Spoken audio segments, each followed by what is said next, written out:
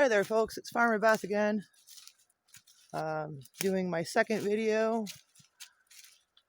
I wanted to kind of elaborate a little bit more on some of the things in the last video. We were talking about low reward living. When I first heard the phrase, I thought low reward living was maybe something more along the lines of simple living. Like I mentioned, we had lived off the grid, we farm, but you know, it's more than that. It's doing the work that needs to be done so you can enjoy moments like these. A walk in the woods,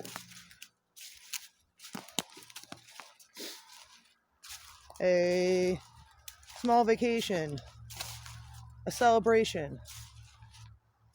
Yesterday was our last CSA delivery for our farm, and I'm celebrating sort of by myself today. None of my kids wanted to take a walk in the woods with me. My husband suggested against it. It is hunting season here, but I don't get out here enough in the summertime.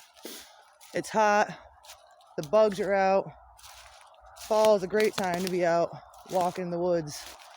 If there's somebody out here hunting on our property, they're not where they're supposed to be. And that's a risk. And people need to take more risks. So many people get stuck in their comfort zones, of a job they hate, get stuck in their comfort zones in a relationship they hate, and it takes a lot of guts to make changes, to walk away from situations.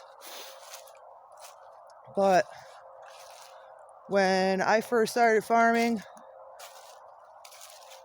we stepped away from a big house that needed a lot of work in a city and came out and lived in a camper, worked our asses off for somebody else. And we did that because that was what we wanted to do eventually. But we needed to know how to do it, and we needed to find a mentor. We found a mentor, and we worked with him for several years. And we butted heads. We still butt heads, and we're still friends. And we still learn and grow with each other. We learn from each other. And having that sort of connection with people is a great thing for anyone in any industry. And we are to the point now that we've been farming so long, we've had experts tell us that we should be mentoring other people. And it's been hard to find people willing to do this work. A lot of people are pie in the sky, dreamers. Yeah, I want to grow food and come work on the farm, and you know, a couple days in, they're gone. They can't they can't handle the heat, they can't handle the physical labor, and it's definitely not a job for everyone. But so going back to the idea of the low reward lifestyle and not buying into the consumerism of our culture, even from like a very young age, I never understood the fanaticism of actors or movies or musicians. You know, granted, I would enjoy some of the art that they produced, but I never, you know, had those teeny bopper magazine cutout pictures of, you know, cute actors on my wall. Even when I would go see concerts, I wasn't like, oh my god, there's my favorite musician on stage. Because it's all a team effort too, you know? Even if it's just one person, there's a lot of people behind that one person.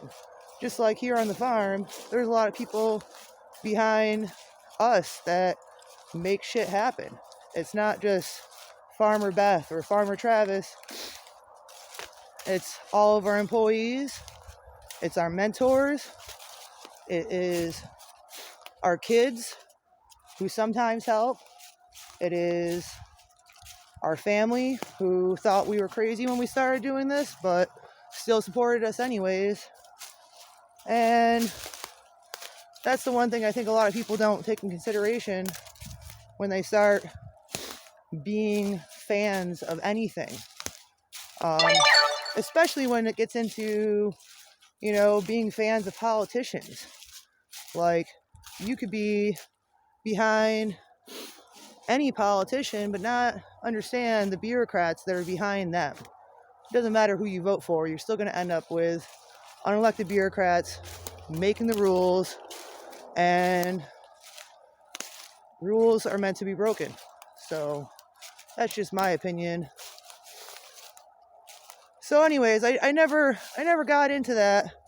And as I got older and still saw that fanaticism, that fandom of sports teams and political teams and my church, and it's one thing when you're younger, but you're an adult. Like, you're stopping your life to go watch a football game, or I don't know. It just, none of that stuff ever made sense to me. So I guess in a certain extent, I've always kind of had the low reward mindset, and that's probably how I fell into farming. A lot of people assume if you're a farmer, you grew up farming, you inherited your land, mom and dad gave it to you, and that is not the case at all for me.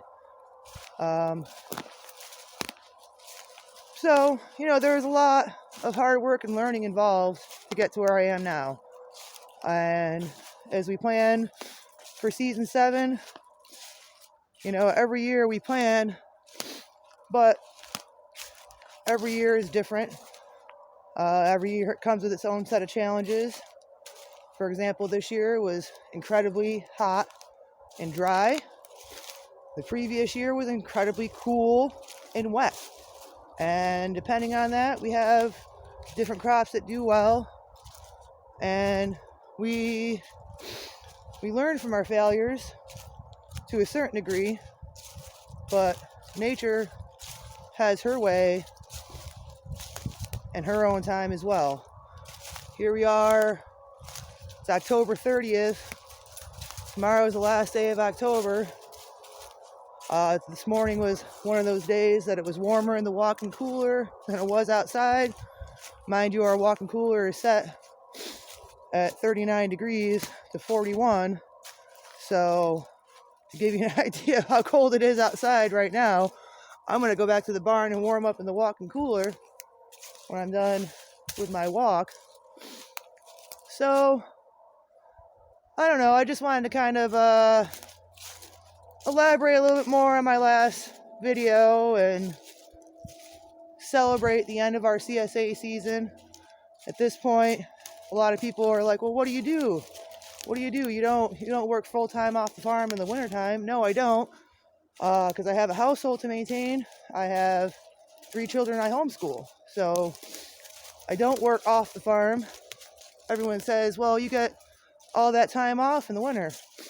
There's no time off. There's a lot that goes into planning for the season and marketing and dealing with customer service, planning how much we're planting, what we're planting, purchasing seeds, applying for grants.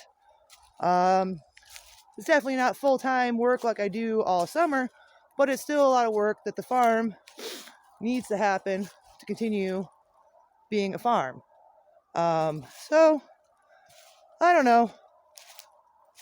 It's not, people act like I have vacation time in the winter. Oh, the growing season's over. Now you can relax. I keep working. This is my relaxing. Enjoying the property that we don't farm, the beautiful woods behind our house. I'll turn the camera. We got this beautiful hemlock forest right behind us. And then we have more of our deciduous trees in the other direction. And here is a giant wasp nest. I don't know, do I got it? Can't tell. But, and everyone has their different ways of relaxing. But if your ways of relaxing are supporting somebody else and not yourself, it kind of goes against the ideals of low reward living. You build your empire before you consider contributing to somebody else's. And that's it. That's it for today. Have a good one. Get outside. Enjoy it before the snow flies.